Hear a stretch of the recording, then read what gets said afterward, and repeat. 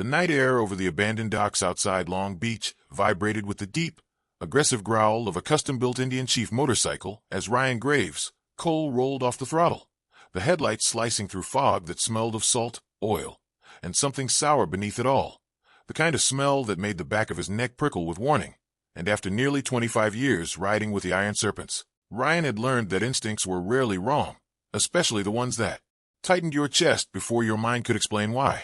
So when his gut twisted as he passed a line of shuttered warehouses half swallowed by rust and weeds, he slowed, boots skimming cracked asphalt, leather jacket snapping in the wind, his club patch heavy on his back like a promise and a burden all at once, because men like him weren't supposed to care, weren't supposed to stop, weren't supposed to get involved. Yet the sound cut through the idling engine anyway, thin and broken, a sound so small it almost disappeared beneath the distant crash of waves, a whine that didn't belong to the wind or the metal or the sea. And Ryan killed the engine, letting silence slam into him, broken only by that sound again, a whimper trembling with fear, and something old and buried tore loose inside his chest as he dismounted, knuckles scarred and stiff, moving toward the sound behind a collapsed fence and a leaning shipping container where he found her. A little girl no older than 8 knees, pulled tight to her chest, wrists bound with plastic zip ties cutting into her skin, dirt streaking her cheeks beneath tear tracks, eyes blown wide with terror as they locked onto his towering frame, and she tried to scream, but duct tape muffled it into a panicked sob, and Ryan dropped to one knee instantly, palms open, voice rough but low as gravel warmed by sun, telling her he wasn't going to hurt her, that she was safe now even though he knew how impossible that sounded coming from a man with prison ink crawling up his neck, and hands that looked built for breaking things, not saving them. And as he cut the bindings with a blade, he carried more out of habit than threat. Memories hit him hard and fast, of his own son Mateo, gone 5 years, now to a drunk driver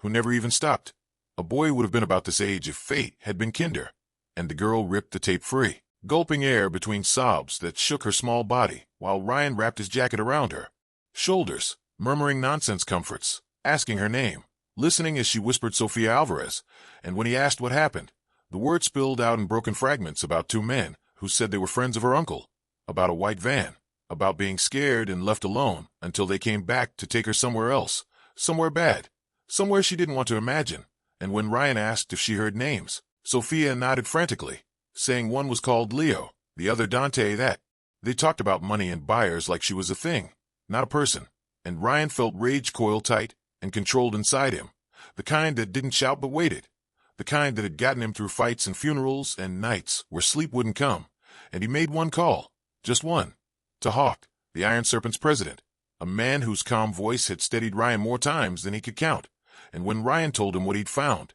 there was a pause on the line that felt like a storm gathering. Then Hawk said, "Stay where you are. 15 minutes. And the click that followed carried weight, because Ryan knew what it meant. And while they waited, he kept Sofia close, shielding her from the cold and the dark, listening to her breathe slow as panic drained, promising her she'd go home tonight even though he couldn't be sure how that would happen yet. Only that it would, because some promises couldn't be broken. And the sound of engines came next, low at first, then thunderous, a pack of motorcycles rolling in like fade on. Wheels, headlights flaring as 7 riders took positions without a word, faces hard, eyes sharp, men shaped by loss and loyalty rather than headlines, and Hawk dismounted, his presence quiet but commanding as he crouched in front of Sofia, speaking gently, telling her she was safe now, that bad men were going to answer for what they did. And Ryan watched her nod, trusting these strangers, because fear had taught her how to read truth in tone rather than appearances, and orders were given. Quickly, one rider taking Sofia to the clubhouse, where Hawk's sister Mara would handle the police and the parents, while the rest stayed behind, shadows reclaiming their places as darkness thickened. And when the white van finally crept into the lot, just before midnight, music pulsing from inside like arrogance made sound, Ryan felt something settle into place inside him, calm and absolute, as 2 men stepped out laughing, unaware of the ring tightening around them. And when Hawk's voice cut through the night, polite and deadly, everything exploded into motion, engines roaring, lights blazing, panic flashing across the men's faces as they realized they were trapped, one trying to bolt only to be slammed into the ground, the other reaching for his phone before Ryan caught his wrist and twisted just enough to make him drop it screaming. And Ryan looked him dead in the eye and told him he'd already lost, that hurting children was the one line you never crossed.